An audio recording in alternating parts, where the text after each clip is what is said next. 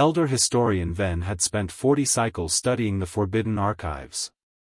Among the dusty data crystals and corrupted files, one species appeared repeatedly in fragmentary records: humans. The council dismissed them as myth, cautionary tales invented by ancient civilizations to frighten children. Humans don't exist, Chief Archivist Rella insisted. They're folklore. The warriors who refuse to die. The species that turned their own weakness into strength. Fantasy. But Venn had found too many independent sources. Different civilizations, separated by thousands of light years and millennia, all told similar stories. Humans who fought with primitive weapons against superior technology. Humans who survived environments that killed other species. Humans who never, ever surrendered. Then the Krell Empire invaded. The Krell were efficiency incarnate. They had conquered 40 systems in 2 standard years, their mathematical approach to warfare undefeated. When they reached the border colonies, resistance collapsed within days. Venn watched from the archive station as Krell battle groups systematically dismantled the coalition's defenses. The council had already begun drafting surrender terms.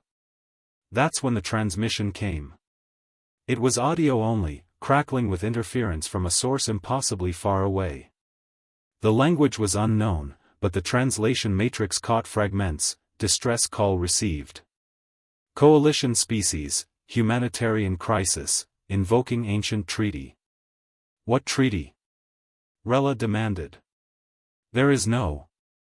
The sky changed. First 1, then 10, then hundreds of signatures appeared on every sensor.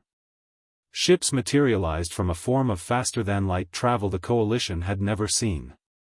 They were massive, scarred with centuries of battle damage but still operational. Each hull bore the same symbol, a blue and green planet surrounded by stars. The lead ship opened a channel. A bipedal figure appeared, skin varying in dark and light tones, wearing armor that seemed almost primitive compared to modern standards. But its eyes, those eyes held something that made Venn's blood freeze.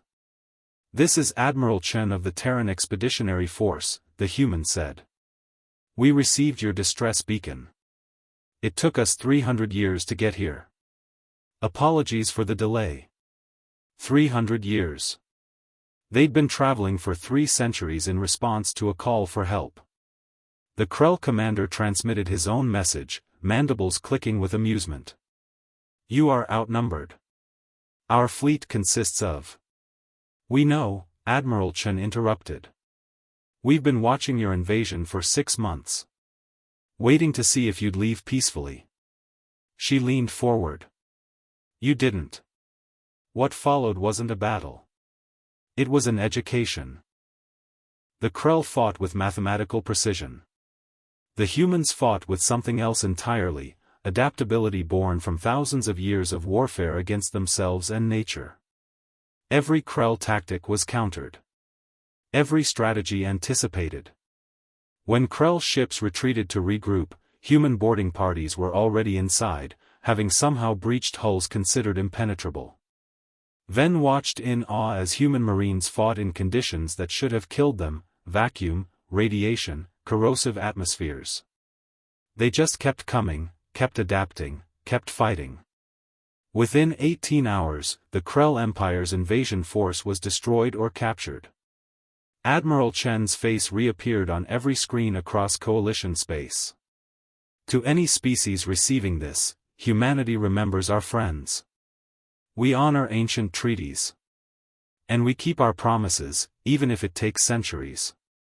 She paused, and something ancient flickered in her expression. We were legends because we chose to leave. To let younger species grow without our shadow. But if you call, we will answer. We always answer. The transmission ended.